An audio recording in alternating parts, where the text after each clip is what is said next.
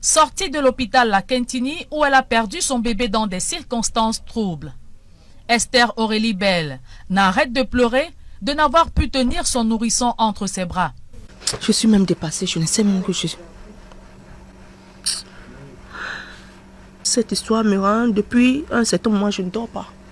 Rendue dans cette formation sanitaire le 31 mars dernier en compagnie de son fiancé, sa belle-sœur et sa mère. Esther Aurélie Bell, tombée dans un coma, se réveillera toute déçue de la disparition du bébé qu'elle a porté 8 mois dans son sein et enfanté, comme l'atteste le rapport de l'infirmière dans son carnet médical. Je n'ai pas vu l'enfant. Le problème est qu'elle ne m'a pas montré l'enfant. Je ne sais pas si l'enfant était vivant ou si l'enfant était mort. Ou j'avais fait quel sexe, je ne sais pas. Elle est venue, elle m'a nettoyé. Je reste tranquille. Je lui dis, qu'est-ce qui se passe? Elle ne me répond pas. Qu'est-ce qui se passe? Elle ne me répond pas. On ne m'a rien dit. J'ai commencé de pleurer. Sans aucune trace, elle s'interroge où sont passés le placenta et le fruit de ses entrailles. Je dis à maman, maman, oui. On me dit que l'enfant est mort. L'enfant est déchiqueté. Où est le fœtus? Où est le placenta? C'est là où maman me dit, mince. Elle remonte vers la salle d'accouchement. C'est là où on lui dit, mais madame, vous demandez quoi? Le truc est resté ici pendant longtemps. On a posé la question de savoir à qui appartenait le truc. Personne n'a répondu. On a jeté. Elle dit carrément que c'est la stagiaire qui a pris l'enfant à les jeter dans, elle dit, dans le vidoir. C'est pas possible. Elle a jeté l'enfant dans le vidoir. Qui est le stagiaire qui a jeté l'enfant dans le vidoir? Elle ne parle pas. Perdue dans les spéculations douloureuses d'une mère qui a porté un fœtus sans voir à quoi il ressemble à la naissance. Esther Aurélie Bell n'est pas convaincue des explications des infirmières et de la mise au point du professeur Noël Essomba, le directeur de l'hôpital à Quintini. La jeune dame concernée, arrivée pour menace d'avortement tardif inévitable, a expulsé un fœtus non viable. Ils parlent de quel avortement? J'ai appris ça aujourd'hui, mais j'étais terrifiée. Ils veulent camoufler l'histoire comme ça, là, tout en bas. Parce qu'après, ils sont venus me demander pardon. L'autre, la sage-femme a failli, elle est venue, elle me dit qu'elle veut m'injecter. C'est ma vie qui était en jeu hier. Voilà pourquoi je suis sortie de l'hôpital. Disant que c'est le directeur qui a demandé qu'on vienne me prendre l'injection, on vienne m'injecter. Pourtant, le directeur n'était pas au courant de ça. Voilà pourquoi je sors de l'hôpital.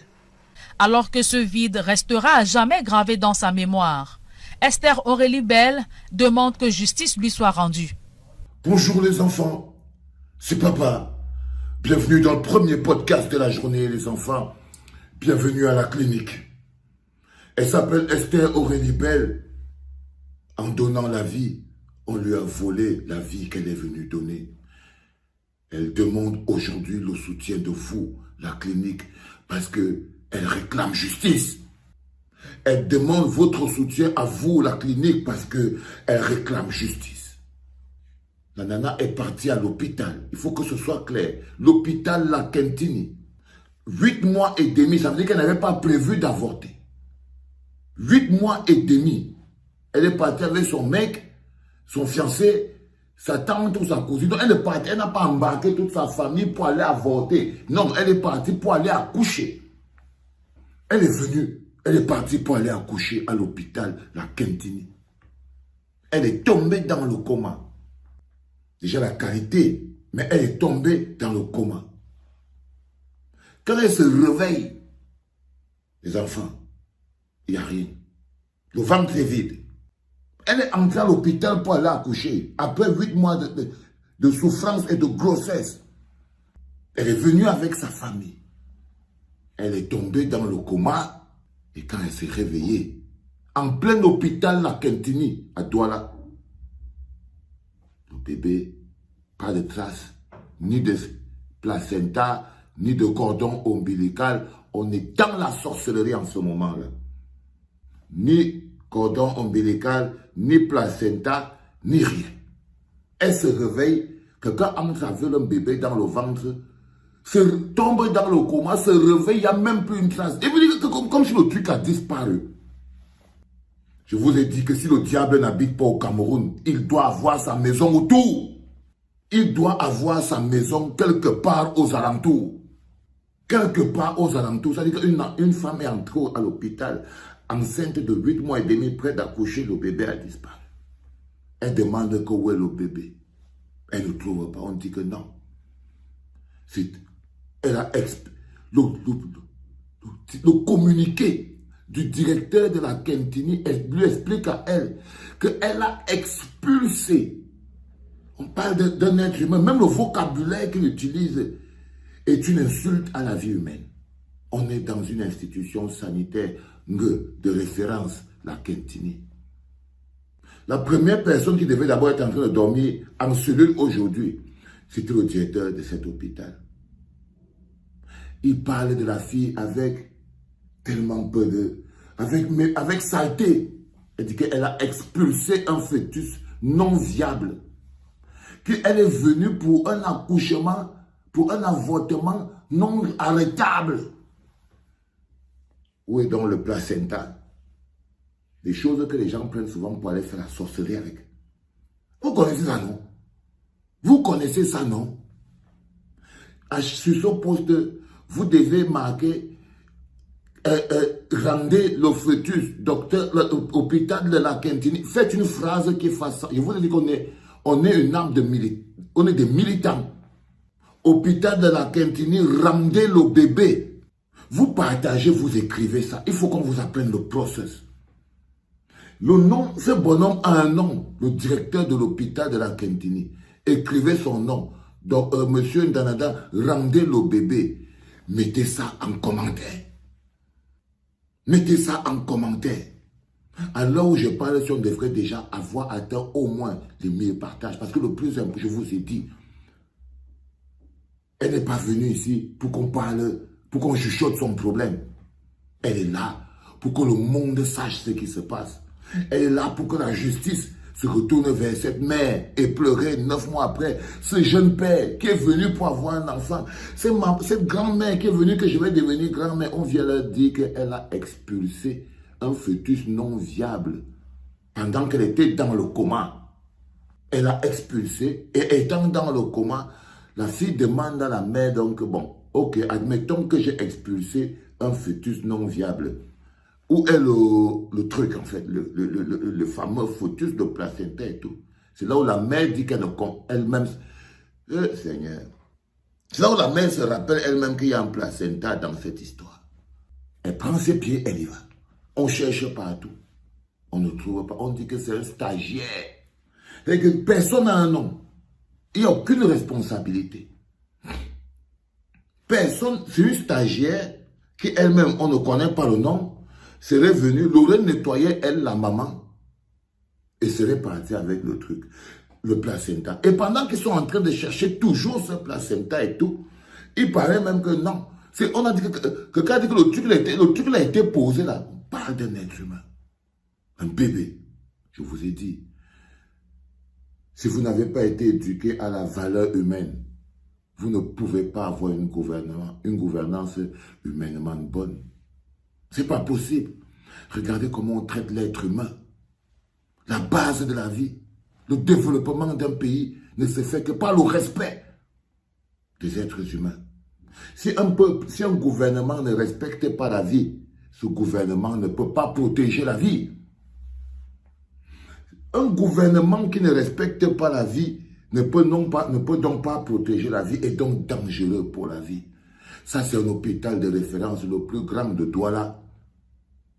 Le docteur de cet hôpital, la Kentini, vous connaissez son nom, mettez ça là, les enfants. Mettez-moi ce monsieur à la lumière du monde. Qu'on le voie et qu'on le connaisse.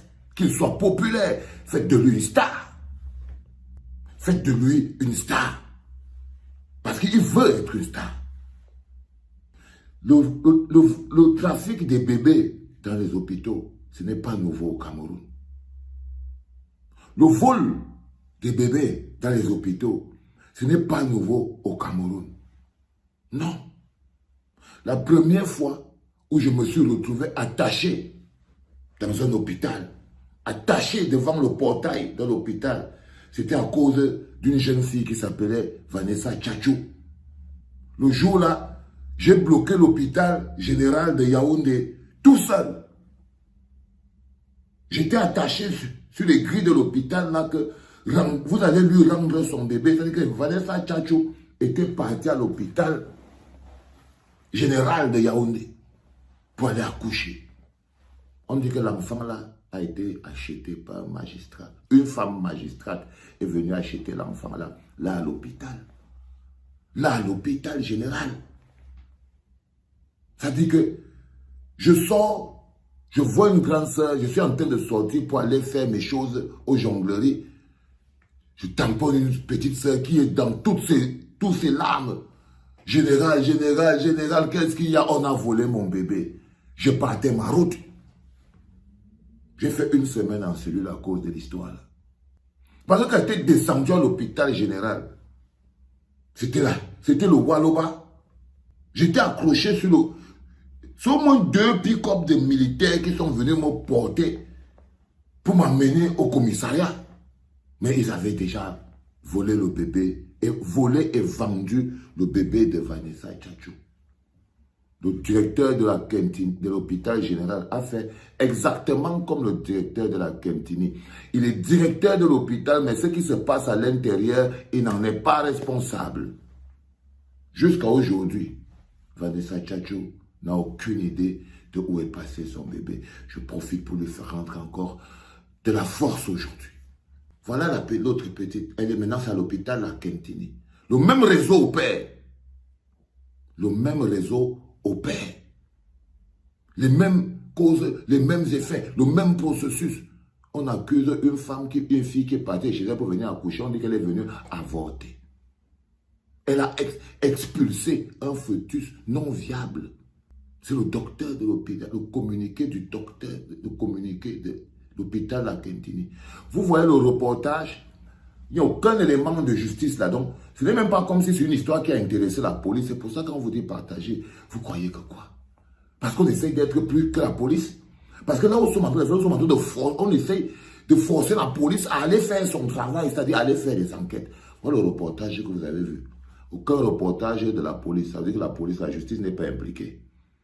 Et aucun policier là, le directeur même, aucun spécialiste de l'hôpital, aucun responsable de l'hôpital, ni le chargé de la communication de l'hôpital, ni celui des ressources humaines, ni le directeur de l'hôpital, ni le chef de l'hôpital, ni la sage, rien, personne. C'est comme si l'enfant avait disparu. Alors quand elle vient à la clinique, c'est pour avoir non d'abord le réconfort, mais savoir qu'elle n'est pas seule. Le 8 heures de la clinique d'aujourd'hui était basé sur autre chose. Mais la vie est plus importante. Et c'est normal qu'on ouvre la clinique ce matin avec ce problème fondamental. Vous savez ce qu'il vous reste à faire, je vous ai dit. Vous exigez, vous trouvez le nom de ce monsieur, vous lui demandez, rends le bébé. Monsieur, la Kentini, où est le bébé? La Kentini, où est le bébé? Hôpital La Kentini, où est le bébé? Et vous partagez à outrance. Jusqu'à casser le compteur. Si on a volé son bébé, qu'on lui remette son bébé. Si elle a expulsé un fœtus non viable, qu'on lui remette le placenta de son fœtus non viable. Il essaie de lui dire qu'ils sont allés jeter dans la broyeuse, où on jette des trucs. Ça veut dire qu'on lui dit même que, donc elle va rien voir. On lui dit qu'elle ne va rien voir, rien. Ça veut dire qu'elle est entrée au ventre comme ça. Elle est tombée dans le coma. Elle s'est levée le ventre derrière. Mais ce qui est sorti, ne va pas. Elle ne va même pas voir. Oh, la famille. La famille. Un jour, vous saurez quel est votre impact et votre force. Un jour, vous saurez que le peuple prend soin du peuple. Il n'y a que quand le gouvernement ne peut pas tenir, le peuple doit prendre soin du peuple. Nous devons prendre soin des nôtres. Nous sommes le bloc populaire. Nous devons prendre soin des autres, des nôtres. Et quand nous n'en pourrons plus, nous devons prendre soin de nous-mêmes. Donnez-lui la force à cette jeune dame. Elle s'appelle Esther quelque chose. Esther Belle. Donnez-lui la force. Écrivez son nom. Faites-lui un hashtag. Mettez-la en référencement.